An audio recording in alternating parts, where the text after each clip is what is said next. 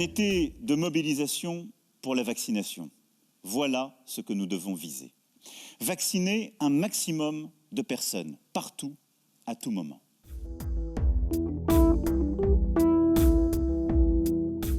Pour nous protéger et pour notre unité, nous devons aller vers la vaccination de tous les Français, car c'est le seul chemin vers le retour à la vie normale.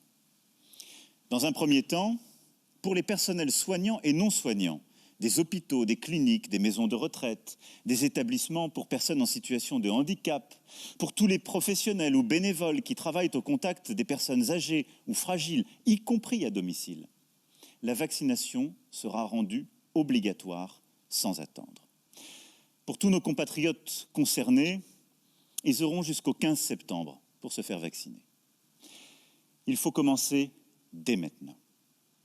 À partir du 15 septembre, des contrôles seront opérés et des sanctions seront prises. 9 millions de doses vous attendent dès aujourd'hui, qui n'ont pas encore été injectées. Et nos commandes continuent d'arriver. Que ce soit donc près de chez vous, sur votre lieu de vacances, avec ou sans rendez-vous, faites-vous vacciner. C'est la seule façon de vous protéger et de protéger les autres.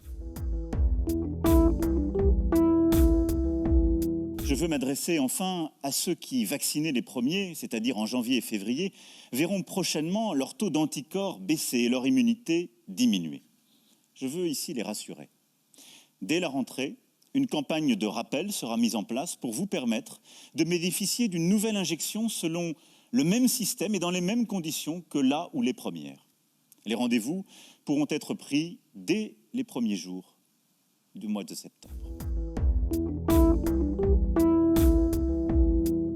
En complément de la vaccination, nous allons devoir mettre en place de nouvelles mesures pour freiner le virus. Parce que le niveau de vaccination y est encore très insuffisant et que les hôpitaux sont déjà sous forte pression, l'état d'urgence sanitaire sera déclaré dès demain en Conseil des ministres pour la Martinique et la Réunion. Et un couvre-feu sera instauré. Partout, nous aurons la même démarche. Reconnaître le civisme et faire porter les restrictions sur les non-vaccinés plutôt que sur tous. Dès cette semaine, les contrôles aux frontières seront encore renforcés pour les ressortissants en provenance des pays à risque, avec un isolement contraint pour les voyageurs non vaccinés.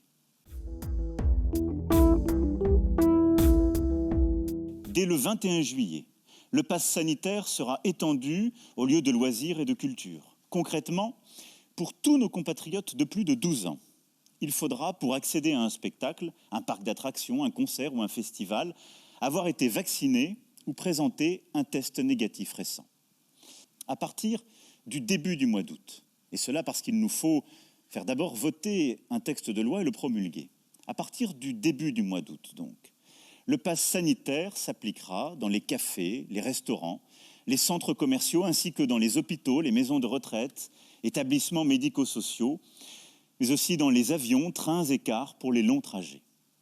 Là encore, seuls les vaccinés et les personnes testées négatives pourront accéder à ces lieux, qu'ils soient d'ailleurs clients, usagers ou salariés. Cet automne, les fameux tests PCR seront rendus payants, sauf prescription médicale, et ceci afin d'encourager la vaccination plutôt que la multiplication des tests.